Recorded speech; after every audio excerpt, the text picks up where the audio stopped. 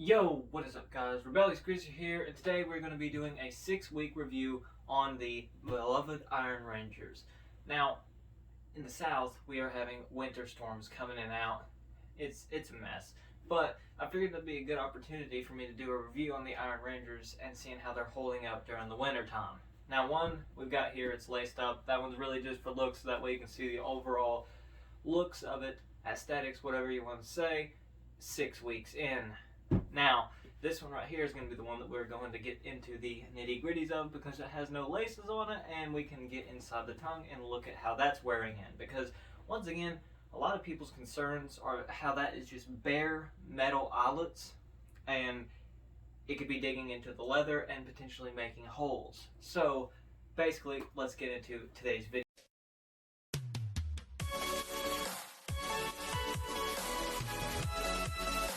So, basically, the bottom is holding up very, very well, the sole. The stitches has started to fray a little bit, but none of them have worn completely through, which is surprising because I have many boots that have, stitched on soles, and typically within a week or two, the stitches wear completely off, which is fine because it's got glue that holds it on there, and those stitches kind of work like nails because I feel like the glue makes them rock hard, so it kind of holds it on like the heel would be held on. Speaking of the heel, there's this little tiny ring, I don't know if you can see it, there's a little tiny rubber ring that goes around the boot there, and it's like it has not worn away completely. It's getting there, but it has not worn away completely, which is a good sign showing that the heel will, hold up very well. From the looks of it, I would say going off of right now, within a year and a half, you would have to replace that heel, but I feel like the sole's going to be completely fine, speaking of the way that it is 6 weeks in, which is, over a month. So I would say the sole's going to hold up for quite some time. Now, how does it work in the snow and the ice? I mean, guys, I don't really feel like there is any boot out there that's going to be perfect on slick ice, but as far as regularly walking in the snow, these aren't slippery at all. They grip just fine. They work like any other tread on any other boot. I know a lot of people are going to be concerned because the thinness of it, and it just works like any other thin boot out there. I mean, it's definitely going to be better than wearing a pair of very flat, soled tennis shoes or running shoes or whatever. But I mean, if you're going to be looking for something that'll grip well on ice, I'd be looking for an actual winter boot, not an Iron Ranger. But this is just to see the test of time and see how they hold up through all weather conditions, so that way people will know, as an overall boot, what is the Iron Ranger like? So I've experienced a lot of normal creasing in the boot. One thing I didn't expect, it started to crease there on the toe cap, and that's 2 layers of leather. And I feel like the only boots that ever crease right there is the boots that have toe caps. I mean, I don't know. I mean, I use these in everything. If you haven't watched any of my other videos on the boots, go to playlist and go to, I think the playlist is called Greaser/Style. And I have 2 other reviews on this boot specifically, this exact same pair. And I have stated that I've not worn anything but this set of Iron Rangers since I've got them.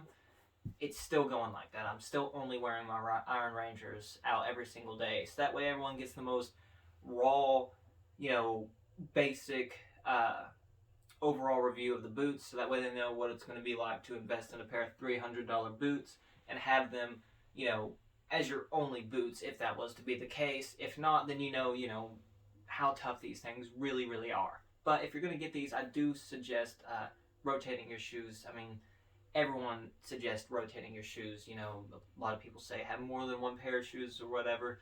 So, but as far as just having one pair of shoes, these I feel like are going to hold up very well. I have a regular crease right here, where your foot bends or whatever. It's a very regular crease that I have in every single pair of boots that I've got. Now, on the actual upper itself, I will say they crease similarly, but not completely the same. And a lot of people like that about the Iron Rangers.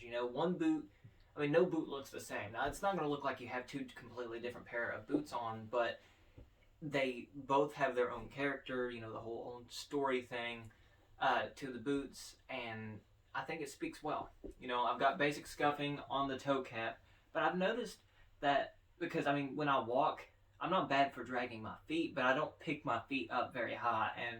And in Kentucky, we've got a lot of gravel roads. We've got a lot of rocks all in the hills and stuff like that. And when you're walking up hills, you tend to scuff up the toe of your boot a lot. And that's one reason why I always buy cap toes, is because once I wear through this part of the leather, I've still got a completely unworn part of leather right underneath this that will work just fine. So these will last you, you know, the toes will last you 2 times as long, if you will. The eyelets are nickel. We're just going to go over the basic aesthetics of the boot, you know, a basic boot review now, which is, you know, I've done this before, but we're going to do it again just in case you haven't seen my other videos. So, nickel eyelets, we've got 4 on each side, 8 in total on the boot, and then we've got 3 speed hook eyelets right here. The speed hook eyelets makes it very easy to take on and off. That's another reason why I left the laces on here, so that way you guys can see how easy it would be to unlace these boots, and then boom. You don't really have to do much besides there, just pull the tongue out and slip your foot out, and it's very easy boot to put on and off. Once again, we'll show what it looks like to put these on. I'm not having the best view right now of the boot. I can't see. It's very weird me lacing these up when they're not on my foot, but you get it. You get it. It's a very easy boot to put on and off. The welt is made of leather, and that is very durable leather. I mean, it's not spongy at all. You know, it feels like a really hard material like rubber or something, but it is natural, meaning it's not going to split over time as long as you condition it. I have noticed that sometimes on these boots, one will get darker than the other in some areas. Like, for instance, the welt on this one is a little bit darker than the welt on this one.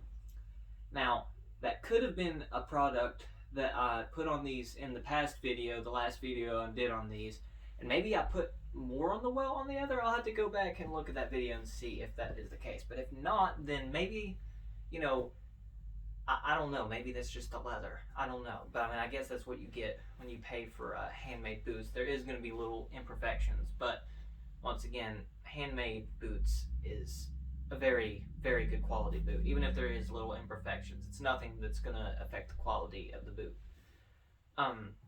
As far as patina goes, I mean, there's not a whole lot that's happened yet besides scuffs, and there is some dark spots on the creasing, and I tuck my pants in my boots so that way a lot of people get like a either very light or a very dark color at the collar here because they, you know, put their pants over their boots. I've never done that, mainly because I don't like the bottom of my pants to get wet, and right now, like I said, it's snowing, but in Kentucky in general, there's always, you know, it's always a damp environment. I mean, it's besides the summertime, but you know, it stays very wet a lot of the time. So, you know, I don't like the bottom of my pant legs to get wet, so I've always tucked my pants in my boots. Most of the time I don't do that with ankle boots, but once again, it's winter time, like I said. Also, so that way, you know, it doesn't rub on the leather and discolor in any way that happens to a lot of people. And I just didn't want it to happen to these, so I tuck my pants in, or I will cuff my pants above the jeans. Now, with the creasing, there's also more creasing right here. And that's what I was going to say about the difference in creasing in these boots. Here's the exact same spot. This one is creased more than this one. That's probably just the way that, you know, I would imagine that's when I squat down to, you know, pick something up off the ground, or maybe even just tie my shoes or whatever it is. That's what's that from, but maybe I just lean to my left side a little bit more, and that's why that's creased right there a little more. Now, we've already spoke about the toe cap, the heel cap. So there was 3 layers of material in the heel. There is this layer of leather here, and then under that there's a material called leather board, which is like cardboard but made with leather. So it's like a paper slash leather compressed in heated material that makes, you know, basically a fake but real leather. And then underneath that there is you know, this part here that continues, the regular leather. So there's 2 layers of leather, 1 layer of leather board, and on the toe here, I don't think there's any counter in there. And that's what that little leather board piece in there is called, is a counter, a heel counter. I don't think there is a toe counter, but that toe is very, very solid. So, you know, there might be. But as far as I have seen, it's just 2 layers of full grain leather, which is very good. Now, the laces that come on these, I switched them out the day that I got them. And I don't remember what I did with the laces. I was going to get the original ones out and actually put on this boot so that way you guys can see the difference. But I don't have them. I replaced them with leather laces, which is what I assumed a lot of people would do, because I feel like with heritage boots, a lot of people either use the flat waxed laces or they use leather laces. It's because it's 2 very old school types of laces and they're very durable. So, like, something else I've noticed over time is a lot of people have bad problems with the eyelets bending out. Now, I would say, I'm looking at mine right now, and I've had mine for 6 weeks. Once again, that's more than a month, and mine hasn't budged at all, actually, which is a very, very good sign. Now, I'm going to show you the tongue area, because, once again, this is bare metal on leather, and a lot of people say to put, a lot of people call it a false tongue or a kiltie in here, so that way it doesn't wear through the tongue.